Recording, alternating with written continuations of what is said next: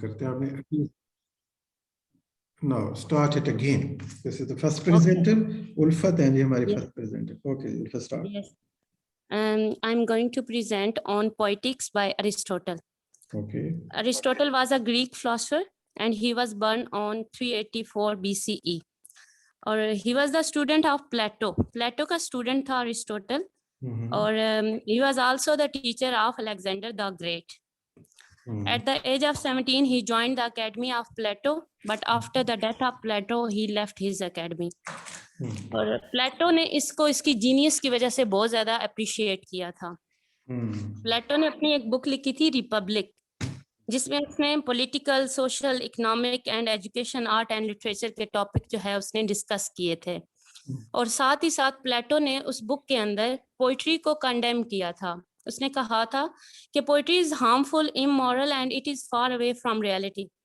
और उसने ये भी बताया था कि love, sex, revenge are the themes of the poets. इस वजह से वो पोइट्री को कंडेम करता था.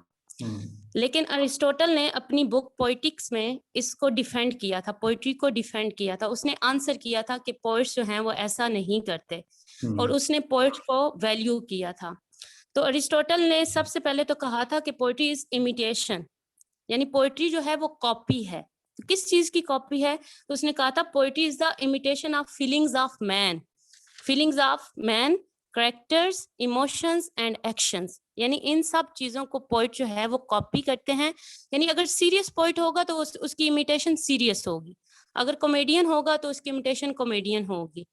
तो वो कहता है कि ये जो पोइट्स होते हैं ये कॉपी करते हैं. और साथ उसने पोइट्री को सुपीरियर बोला था हिस्ट्री से. उसने कहा था जो हिस्ट्री होती है ना, उसमें तो हम ये बताते हैं व्हाट हैज हैपेंड, लेकिन पोइट्री जो है वो हमें वो भी बताती है जो कुछ इन फ्यूचर हो सकता है. और साथ अरिस्टोटल ने ये बोला था कि जैसे होमर ने अपनी पोइम लिखी थी, अपनी पोइट्री लीड, उसमें उसने ट्रोजन वार को डिस्कस किया था. अगर वो ये पोइट्री ना लिखता तो शायद वो ट्रोजन वार को यूनिवर्सल वैल्यू या फेम ना मिलती. तो इस वजह से जो पोइट्री है उसकी बहुत ज्यादा इम्पोर्टेंस है. और साथ ही अरिस्टोटल ने टाइप्स ऑफ पोइट्री बताई थी, जिसमें उसने बताई थी epic poetry, tragedy, comedy and music poetry. लेकिन वो सबसे ज्यादा फेवर करता है ट्रेजेडी की, यानी वो ट्रेजेडी को सुपीरियर करार देता है बाकी सारी टाइप से. और वो कहता है कि पोइट्री भी दो तरह की होती है, दो तरह के लोगों के लिए होती है. एक फॉर नोबल्स होती है और एक फॉर मीन्स होती है. जो नोबल्स के लिए पोइट्री लिखी जाती है वो ट्रेजेडी पे बेस करती है, उसमें नोबल हीरोज होते हैं, यानी उसमें इमिटेशन ऑफ नोबल्स होती है. और जो कॉमेडी होती है उसमें इमिटेशन ऑफ मीन्स होती है. फिर ये डिफरेंशिएट करता है between tragedy and epic poetry. इन दोनों को वो सुपीरियर करार देता है बाकी टाइप से, लेकिन ट्रेजेडी को वो मोर सुपीरियर करता है. तो ट्रेजेडी और जब एपिक पोइट्री की वो बात करता है तो इसमें जो डिफरेंसेस हैं वो इस तरीके से हम क्लियर करेंगे कि जो ट्रेजेडी होती है वो ड्रामेटिक फॉर्म में होती है, जबकि जो एपिक पोइट्री होती है वो नरेशन में होती है, यानी उसमें हम नरेट करते हैं, बोल के बताते हैं. लेकिन ट्रेजेडी में ऐसा नहीं होता, वो ड्रामेटिक फॉर्म में होती है. जो ट्रेजेडी होती है वो लिमिटेड होती है, जबकि जो एपिक पोइट्री होती है उसमें कोई लिमिट नहीं होती, वो जितनी चाहे हम लिख सकते हैं. और इसमें ट्रेजेडी में कोई सिंगल मीटर नहीं होता, जबकि एपिक पोइट्री में जो है वो हेक्सामीटर होता है. फिर ट्रेजेडी की जब वो बात करता है तो उसने 6 मेन एलिमेंट्स को बताया है, जो कि हैं plot, characters, thought, diction, song and spectacle. तो जब वो इनकी बात करता है अरिस्टोटल, तो वो कहता है कि प्लॉट जो है ना वो that is the main element. उसको कैसा होना चाहिए? It should be magnitude and serious. और वो कहता है इसमें unity of time, place and action होनी चाहिए. जब कैरेक्टर्स की बात करता है तो वो कहता है characters should be based on goodness, characters should be proper, और there should be consistency in characters, यानी कंसिस्टेंसी होनी चाहिए. ये नहीं कि एक कैरेक्टर बिल्कुल अप पे है और फौरन से उसको डाउन कर दिया, क्योंकि इस तरीके से पिटी एंड फियर वाली फीलिंग्स अराइज नहीं होती. यानी कैरेक्टर को नोबल भी होना चाहिए, लेकिन with the passage of time जो है उसका डाउनफॉल होना चाहिए, ताकि उसके नतीजे में पिटी एंड फियर की फीलिंग्स आए. जैसे किंग लेयर है, किंग लेयर में हमें स्टार्ट में उसके लिए पिटी फील होती है, बट इन फ्यूचर हम उसके लिए फियर भी फील कर रहे होते हैं. और साथ ही साथ वो कैरेक्टर्स की जब बात करता है तो वो कहता है पावर जो होनी चाहिए वो मैन के पास होनी चाहिए. जैसे मैकबथ में लेडी मैकबथ के पास जब पावर है तो वो कोई मेन कैरेक्टर या अच्छा कैरेक्टर नहीं आता हमारे सामने. इसी तरीके से डिक्शन की बात करते हुए वो कहता है कि हाई लेवल लैंग्वेज जो है वो यूज करनी चाहिए। यानी टू एंड वो अपनी पोइट्री में ट्रेजेडी को फेवर करता है, सबसे ज्यादा सुपीरियर समझता है, और उसने डिफेंस किया है उस ब्लेम का जो प्लेटो ने लगाया था पोइट्री पे और पोइट्स पे। That's it. ओके, जबरदस्त, बहुत अच्छे से आपने प्रेजेंट किया है। ओके जी, किसी का कोई क्वेश्चन है तो वो पूछ सकता है जी, 2 मिनट्स पर क्वेश्चन।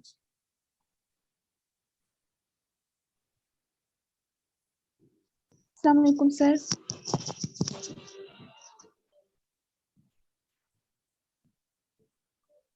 हाँ जी, सवाल है किसी के पास? सर क्वेश्चन तो नहीं है, but I want to add make something, do you want to ये add sir something? No sir, actually ना मैं उल्फत के एक वर्ड की प्रोनाउंसिएशन को थोड़ा सा करेक्ट करना चाहती हूँ, ओके क्योंकि ओके, मेरी खुद जरूर प्रोनाउंसिएशन की काफी सारी मिस्टेक्स होती नहीं हैं। नहीं, जरूर तो जरूर गाइड करें, that is very yes good. Yes, ये तो हम सीखने के लिए हैं, अगर कोई गलती ठीक हो जाए तो इससे बड़ी ब्लेसिंग क्या होगी। बिल्कुल सर। सर ये इन्होंने स्टार्ट में बोला ही वाज बर्न, तो बर्न होता है जलने के लिए, और बॉर्न होता है पैदा होने के लिए, क्योंकि ये काफी दफा मैं स्टूडेंट्स में भी ये सुनती हूँ कि वे बॉर्न को born है, बर्न okay, बोल देते हैं। Yes sir, that is born. ठीक है, सो बिल्कुल ठीक है। This was alright. मे भी ओके, जल्दी से थैंक उन्होंने यू। बोल दिया है, ये भी हो सकता है, लेकिन आपने अच्छा किया कि वो इस बात को नोटिस में लिया है अपने, यस सर। और आइंदा वो ख्याल रखेंगी कि इसको सही तो तरीके से। यस सर, बाकी मैंने इन्होंने जब बहुत 5 अच्छे से मिनट्स में प्रेजेंट उसको किया। वाइंड अप भी की। बिल्कुल बहुत अच्छे से इन्होंने वाइंड अप किया, सारे पॉइंट्स को इन्होंने टच भी किया। बहुत अच्छी हर प्रेजेंटेशन थी प्रेजेंटेशन के उल्फत मेन की। पॉइंट लिखने हैं आप लोगों ने, बिल्कुल अटेंटिव रहना यस है, एक एक प्रेजेंटेशन को आपने गौर से सर ये सुनना मैंने है। पॉइंट्स लिखे हुए हैं, अगर आप परमिट करें तो मैं ग्रुप में शेयर कर दूंगी। मैंने पॉइंट्स लिखे हुए हैं ये सारे ना। बिल्कुल, ये जब तो प्रेजेंटेशन खत्म होगी ना तो आपने मेन पॉइंट शेयर कर देने हैं, ये सारे लोग ऑलराइट, आपने जो एफर्ट की है एक दूसरे के साथ शेयर कर दीजिएगा। ऑलराइट सर, यहाँ पे थैंक भी यू। मैं चाह रहा हूँ कि खुद भी लिखे ना, ताकि थोड़े एक्टिव रहे, उन्हें पता चले वो क्या चीज गेन कर रहे हैं। तो चलिए जी, ये बहुत अच्छी प्रेजेंटेशन थी, बहुत अच्छा आगाज उल्फत जावेद ने किया है यहाँ पे। तो नेक्स्ट प्रेजेंटर कौन है जी? Thank you sir.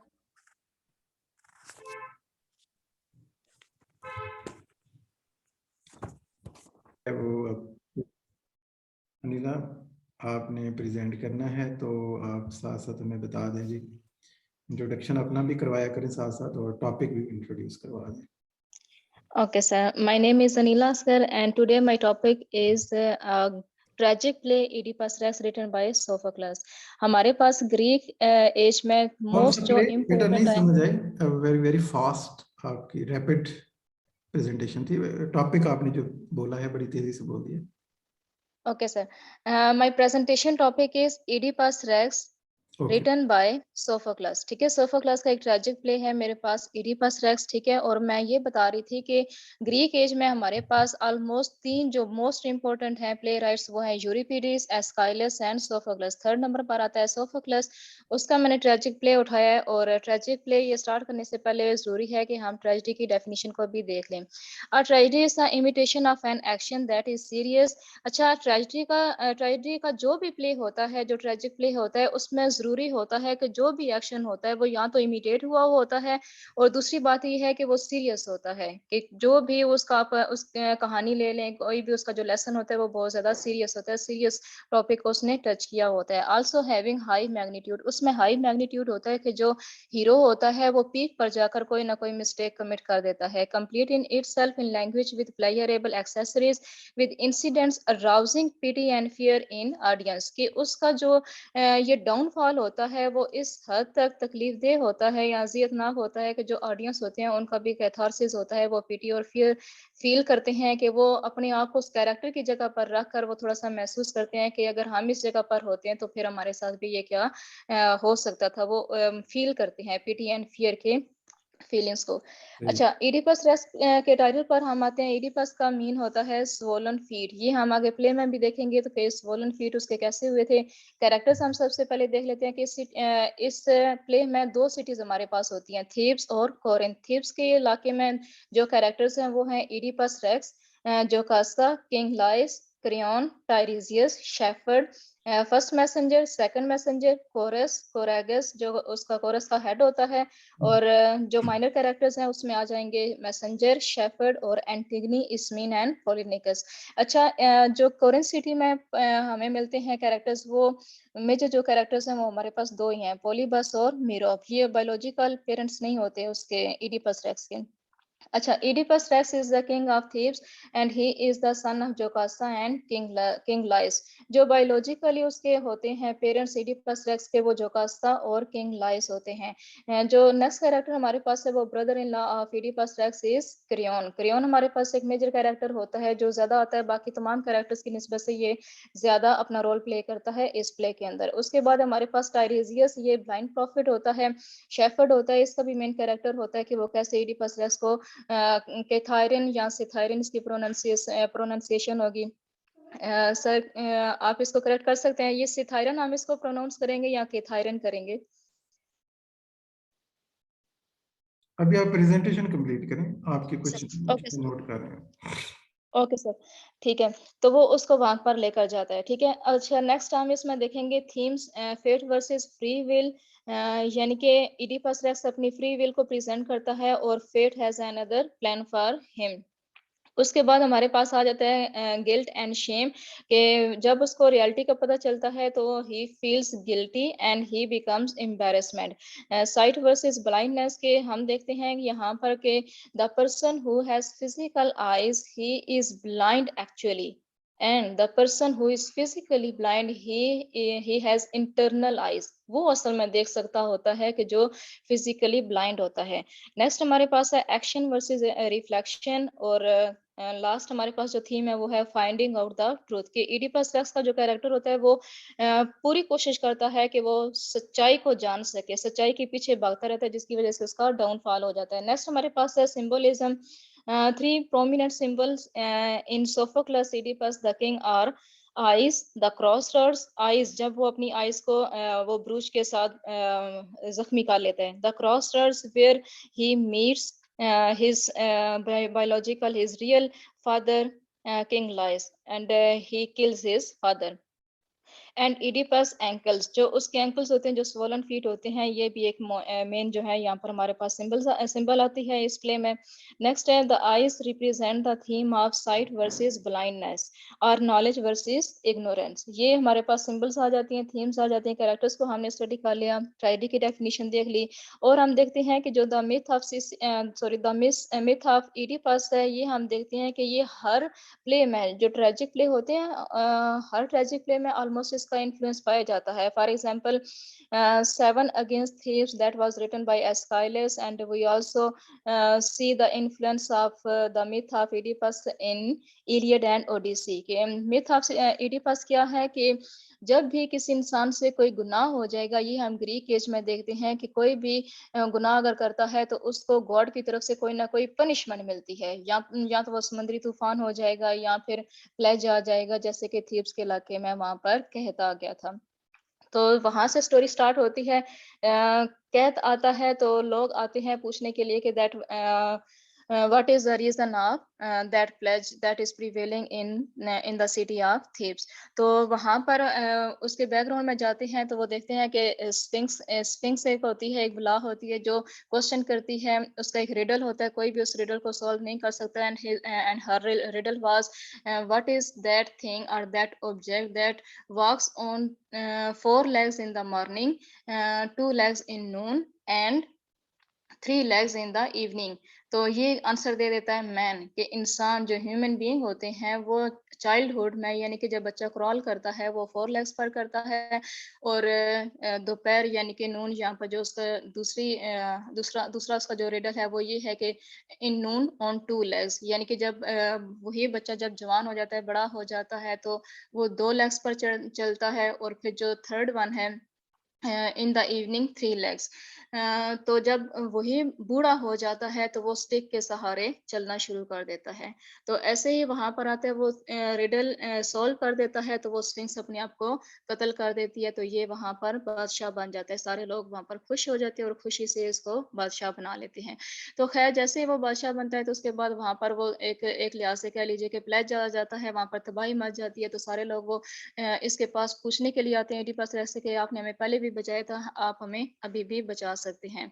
तो लेकिन ये अपनी तरफ से पूरी कोशिश करता है, तो डेल्फी के पास भेजता है ओरेकल करियन को। ओरेकल के पास से भेजता है कि इसको ये वजह पूछ कर वो पूछ कर रहा था, तो वो बताते हैं कि that the murder of King Laius is still unpunished, कि अभी भी जो मर्डर है किंग लाइस का वो अभी भी अनपनिश्ड है। तो इस वजह से वो उसके पीछे लग जाता है कि ये जानने के लिए कि कौन उसका मर्डर होगा। तो खैर वो पूछते जाते हैं, टायरिजियस को बुलाया जाता है। टायरिजियस कहता है कि नहीं भाई आप इसके पीछे नहीं भागे, यानी कि आप इस सच्चाई को जानने की कोशिश नहीं कीजिए। But Tiresias refuses to speak and tells truth to abandon his research. Oedipus को गुस्सा आ जाता है and says that Tiresias must be complicit in the murder. Outraged, Tiresias tells the king that Oedipus himself is a murderer. फिर बाद में टायरिजियस को गुस्सा आ जाता है कि क्योंकि वो बार बार मना कर रहा होता है, उसे सच्चाई का पता होता है कि अगर ये सच्चाई इसको मालूम होगी तो फिर यहाँ पर वो सब लोगों को ये बात रिवील होगी that Oedipus has commit a big sin. He has killed his father and marries his mother. कि वो अपनी माँ से भी शादी कर लेता है। तो इस वजह से वो वहाँ पर उसको मना करता है। तो गुस्से में आकर बाद में वो बता देता है। यहाँ पर क्या होता है कि इडिपस को और शक होता है कि ये टायरिजियस और क्रियोन आपस में मिले हुए हैं। तो जब क्रियोन आता है वो इडिपस के एक्यूजेशन यानी कि उसके इल्जामात को फेस करता है। Oedipus demand that Creon be executed, however chorus persuades him. बहरहाल खैर जैसे तैसे होता है, वो कोरस उसको रागब कर लेते हैं कि चले ठीक है आप इसको ना बाहर भेजें, एक्जीक्यूट ना करें। जोकास्ता भी उसको मनाने की कोशिश करती है, तो वो जोकास्ता की भी बात मान लेता है। Then Jocasta enters and tells him he should not pay any kind of notice, कि तुम भाई इन बातों पे के ऊपर ध्यान ही ना दो, कि ये जो ओरेकल्स कहते रहते हैं ये कभी भी सच नहीं होता है। अब हमारे पास क्या होता है, वो यहाँ पर जोकास्ता अपनी स्टोरी सुनाती है। वो कहती है कि जब हमारे यहाँ ऐसे एक बेटा हुआ था तो हमें ओरेकल ने, ये डेल्फी ने ये हमें एक प्रोफेसी की थी कि आपका जो बेटा होगा वो आपके हस्बैंड को कत्ल कर देगा और आपके साथ शादी कर देगा। तो वो उन्होंने क्या किया था कि हमने अपने बच्चे को मार दिया था, तो इस वजह से इधर इतना ध्यान ना दो। तो खैर जब वो जोकास्ता ये वाली स्टोरी सुनाती है तो इडिपस को शक होता है कि ये स्टोरी तो वो वाली है जो मुझे भी एक ओरेकल ने सुनाई थी। तो उसको क्लिक होता है कि कहीं ये मैं तो नहीं हूं ना जो मैंने ये गुनाह किया हुआ है। ठीक है, आगे वो बात करता है मेंशन ऑफ क्रॉस रोड्स, यानी कि जब वो क्रॉस रोड्स पर पहुंचता है उसके माइंड में फौरन क्लिक करता है कि यार मैं एक जगह पर गया था, क्रॉस रोड्स पर गया था, वहां पर एक बूढ़े आदमी का मैंने कत्ल कर दिया था। Causes Oedipus and asked Jocasta for more detail. जब उसको पता चलता है ना कि अच्छा किंग लाइस से डेथ हुई थी, तो वो उससे बार बार फिर और पूछता है, मोर डिटेल्स लेता है कि वो जो किंग लाइस था वो किस किस्म का दिखता था, वो क्या करता था। खैर वो सारी उसकी अपीयरेंस उसकी बताती है, तो इसको थोड़ा सा रियलाइज हो जाता है कि that he was a person who has murdered King Laius. तो he becomes worried and that Tyrese's accusations were true, कि उसको फिर बाद में ना थोड़ा परेशानी होने लग जाती है कि हो सकता है जो टायरिजियस ने उसके ऊपर इल्जाम लगाए थे वो ट्रू भी हो सकते हैं। Then Oedipus sends his servants for the one surviving witness of that attack who now works as a shepherd.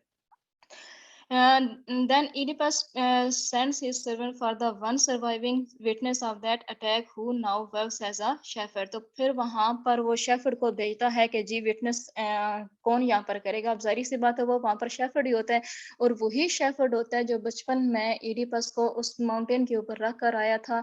तो वही शेफर्ड बताता है कि यही वाला जो Oedipus है ये सन था किसका, किंग लाइस का।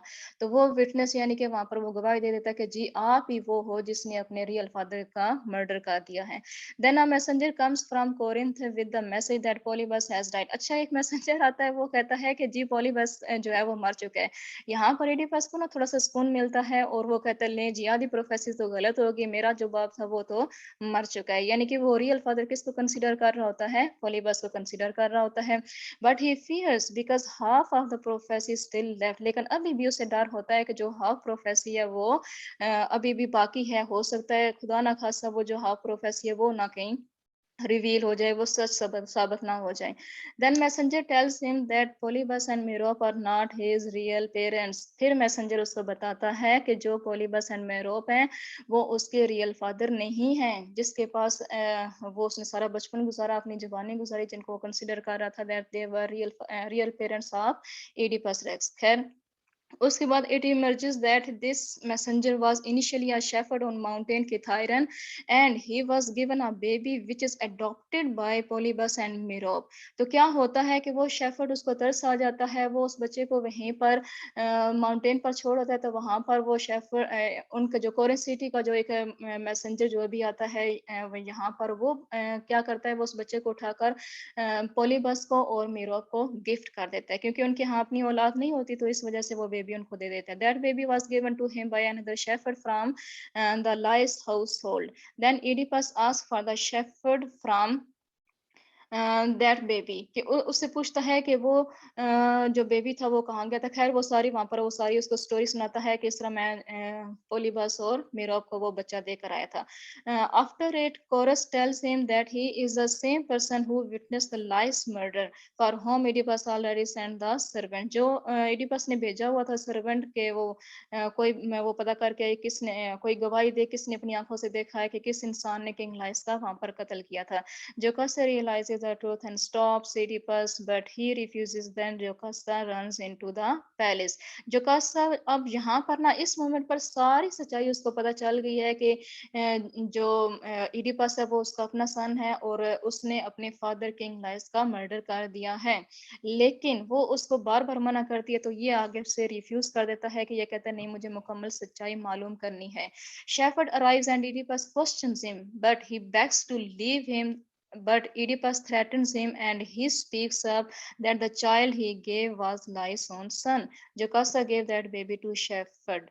तो वो सारा मुहिमा वहां पर वो सॉल्व हो रहा होता है, वो सारी स्टोरी रिवील हो रही होती है कि जोकास्ता ने वो बच्चा उसको शेफर्ड को दिया था। शेफर्ड ने वहां पर वो माउंटेन पर रखा था, माउंटेन से उठाकर दूसरे शेफर्ड ने वो पोलीबस और मीरोप को दिया था। तो खैर at last everything is revealed. Oedipus curses himself, chorus laments how even a great man can be felled by fate। जी यहाँ पर हमें पता चलता है कि रोल कितना होता है, कितना बड़ा होता है इसका फेट का। Fate played a very big role in Oedipus life. तो कोरस यहाँ पर लेमेंट्स करते हैं, अफसोस करते हैं कि इतना बड़ा जो इतना ग्रेट इंसान था जिसने कोई बंदा नहीं बचा सकता था थीब्स के इलाके के लोगों को, कि रिडल कोई भी नहीं सॉल्व कर सकता, इतना जीनियस इंसान वो फॉल कर गया यहाँ पर। तो खैर Oedipus enters furiously and calls his servants to bring a sword for him. वो उनको ऑर्डर करता है कि उसके लिए स्वॉर्ड लेकर आए ताकि वो अपने आप को खत्म कर लें। लेकिन बाद में एक मैसेंजर आता है, वो उसे बताता है कि जी जो जोकास्ता है उन्होंने सुसाइड कर ली है। तो वो जब अंदर जाता है, पैलेस में जाता है, वहां पर देखता है उसकी बॉडी लड़की, तो उसकी जो है ना शाहाना जो लिबास है, जो शाही लिबास है, उसके साथ ब्रूच लगे होते हैं, वो ब्रूचेस उतारता है और अपनी आंखों को जख्मी कर लेता है। तो आंखों को जख्मी करने के बाद फिर बाद में वो अपने आप को एग्जाइल करने का फैसला कर लेता है, क्योंकि ग्रीक में 2 पनिशमेंट्स होती हैं। जो ये गुनाह कर लेता है या तो उसको मार दिया जाता है या उसने एग्जाइल करना होता है। तो खैर वो एग्जाइल वाली पनिशमेंट को चूज करता है और फिर बाद में उसकी जो 2 बेटियां हैं एंटिगनी और इस्मीन, उन दोनों को बुलाया जाता है ताकि वो उनको आखिरी बार मिल ले, और जाने से पहले वो क्रियोन को ऑर्डर कर जाता है या रिक्वेस्ट कर जाता है कि वो उनकी बेटियों का ख्याल रखे। Now a blind Oedipus exits the palace and begs to be exiled as soon as possible. Creon enters and asks Oedipus to stay until Oracle can be consulted regarding what is best to be done। कि हम भी एक दफा Oracle से पूछ लेते हैं वो क्या कहते हैं। Oedipus' daughters Antigone and Ismene are sent out because Oedipus wants to meet them. Oedipus laments that they should be born to such a cursed family। Oedipus को बड़ा दुख होता है कि जो उसकी बेटियां हैं वो इतनी मासूम होती हैं, वो क्यों इतनी cursed family में पैदा हुई। He asks Creon to watch over them. Creon agrees in the end. Chorus repeat the common Greek maxim on the stage। कि वही वो फिर गीत वहां पर स्टेज पर गाते हैं। पूरा जो कोरस होता है वो एक ग्रुप की फॉर्म में आकर आखिर पे गाना गाते हैं कि यानी कि कितना बड़ा जो ट्रेजिक हीरो हमारा है, इतना जीनियस हमारा किंग था, वो भी एंड पर डाउनफॉल कहा जाता है। हमें कभी भी इतना सच्चाई के पीछे भागने की कोशिश नहीं करनी चाहिए जब हमें बार बार बाकी लोग मना भी कर रहे हो। तो यहाँ पर उसका अपना जो प्राइड होता है वही उसको ले डूबता है। ओके अनिला, ठीक है, चलो तो आपने हमारी शिया टाइम वाली यहाँ पर बहुत यानी कि ज्यादा ले एरर ऑफ लिया। जजमेंट उससे हो जाती है। जी सर। आपने टाइम फॉर्मेट आपको मेरे ख्याल में याद नहीं रहा। हमने 5 मिनट कहे थे, 50 मिनट नहीं कहे थे। आपने सर लगता है वो 50 मिनट समझ लिए। एडी पास जो है वो थोड़ी सी लंबी, अभी बहुत कोशिश की है इसको और शॉर्ट करने की। शार्ट करना था और शार्ट करना था। आप इसे टाइम में प्रेजेंट करने की कोशिश करें जी। 5 से 7 मिनट हो सकते हैं, आप 15 से ऊपर मिनट ले लिए अभी तक आपने। खैर जी, ये एंड होता है कि कोई सवाल है या कोई करेक्शन करवाना चाहे तो। It was lengthy presentation but it was good. कुछ प्रॉब्लम है इसके अंदर? जी कुछ सर। कोई है जो सवाल करना चाहे या करेक्शन करवाना चाहे या कोई ऐड ऐड करना चाहे?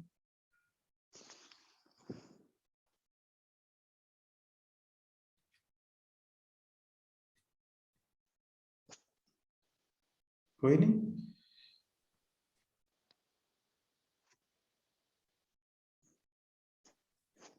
अच्छा अस्सलाम वालेकुम। जी जी, कौन बात कर रहे हैं? उल्फत। जी जी। उल्फत। जी सर। सर अनिला ने बोला था ओडेसी का ना, ओडेसी को रिलेट कर रही थी, तो वो हम्म। मैं उनसे पूछना चाह रही हूँ कि उन्होंने किस तरीके से रिलेट किया था ओडेसी को। मैं ले- इस क्वेश्चन का आंसर देती हूँ कि देखें, ओडिसी के जब एडवेंचर्स हम देखते हैं कि जब वो ट्राई को फतह कर लेते हैं, बाद में आ रहे होते हैं, तो एडवेंचर्स काफ़ी उनको फेस करने पड़ते हैं। और पता है आपको कि ये यूलाइसिस के कैरेक्टर के ऊपर ये ओडिसी की जो स्टोरी है ना, ये बेस कर रही होती है। तो वहाँ पर जब वो वापस आ रहे होते हैं, 10 साल की जंग के बाद वापस आ रहे होते हैं, तो अगले मजीद 10 साल उनको ये मुसीबतों का सामना करना पड़ता है। वो इस वजह से कि जब वो 10 साल ट्रॉय में रहे थे, तो उन्होंने वहाँ पर काफ़ी कुछ मिस्टेक्स भी की थी। काफ़ी कुछ जो है वो उन्होंने गॉड के बारे में भी कह लीजिए, या फिर अपने मज़हब से हटकर भी कुछ किया था, जिसकी वजह से गॉड ने उनको पनिश किया था, जो Alright. एक के बाद उनको कई ज़्यादा मुसीबतों का सामना करना पड़ा था। तो इस वजह से हम Alright. कहते हैं कि मिथ ऑफ इडिपस में हमें पता चलता है कि जब कोई गुनाह करता है, तो वहाँ पर सिर्फ उस एक इंसान के ऊपर वो नहीं आता है, कोई मुसीबत नहीं आती है, बल्कि पूरे इलाके के ऊपर आती है। तो थीब्स के इलाके में भी ऐसे ही होता है, जो गुनाह है वो करता है इडिपस रेक्स, लेकिन मुसीबत आती है पूरे थीब्स के इलाके के ऊपर। तो हम ये कहते हैं कि जो द मिथ ऑफ इडिपस है, वो हमें ओडिसी में भी नजर आती है। Okay, thank you. I have got it. Okay बच्चा, आपने एक वर्ड, एक मैं आपको स्पेलिंग बताता हूँ, आपने पता नहीं इसको कैसे प्रोनाउंस किया। PLAGUE, ये बीच में आ रहा था, आप इसे क्या बोल रही थी? क्या सर? B PLAGUE। प्लेग कैद। ठीक है सर मैं आपको बताऊं, जी जी। सर इन्होंने प्लेज बोला था उसे। प्लेज बोला था, हाँ जी हाँ जी, ये प्लेग है, प्लेग। ठीक है। अच्छा, प्लेग नहीं, प्लेग मैंने बोला था, लेकिन प्लेग बोलेंगे इसको, ठीक है। प्लेग का मतलब होता है ताउन। ये ताउन की बीमारी, ओके। एक ये ओके। प्रॉब्लम आ रहा था। दूसरा, ऑथर का नाम आपने क्या बताया? ये Oedipus Rex is written by? Sophocles. हाँ जी। ये जो है ना सोफोक्लस, इस वक्त कहेंगे, वैसे आपकी बात भी ठीक है अपनी जगह पे। इसकी दो जी सर। pronunciation हमारे पास आएंगी जब इंग्लिश में बोलेंगे, लेकिन इसकी जो है ग्रीक में जाएंगे ना, तो ये सोफोक्लीज बनेगा। ठीक है। सोफोक्लिस, ठीक है सर। सोफोक्लीज, जिस तरह बिल्कुल अरिस्टोफेन्स और अरिस्टोफेनीज, करेक्ट जो है ना ओके सर। अरिस्टोफेनीज ही होगा, क्योंकि ग्रीक स्टाइल तो वही होगा। लेकिन इंग्लिश में कुछ लोग कहते हैं कि डबल प्रोनाउंसिएशन यहाँ चलेगी, अंग्रेजों के यहाँ जिस तरह से है वो अलग, और ग्रीक के यहाँ जैसे है वो अलग। लेकिन आप सोफोक्लीज से नहीं बोलें, ज्यादा लोग इसी को चलाते हैं। Okay sir, thank you. तो ये लीला की प्रेजेंटेशन थी, और अब हमारे पास सिर्फ 2 मिनट रह गए हैं, और ये आपका मीटिंग का टाइम जो है ना एक्सपायर हो रहा है। तो आप जब दोबारा से वापस आते हैं, तो हम नए प्रेजेंटर के साथ जो आगे बढ़ेंगे फिर, ठीक है? सर और क्या मिस्टेक्स ये नहीं थे, मैं ये बता दें। और मिस्टेक्स, कोई सुन रहा है तो बता सकता है। एक सवाल जरूर है मेरे पास, एक और, बल्कि दूसरे सुनने वालों के लिए भी इम्पोर्टेंट है, बल्कि हमारे सवाल इसी वजह से ही हैं, बाकी लोग भी जी सर। सीख। एडिपस कॉम्प्लेक्स का क्या रिलेशनशिप है एडिपस रेक्स के साथ? आपने सुनी है एक problem, Oedipus complex? Yes Yes, sir. sir. It was complex and Electra complex है ना? हाँ जी, 2 कॉम्प्लेक्सेस हैं। ये किसने नाम दिए थे ये?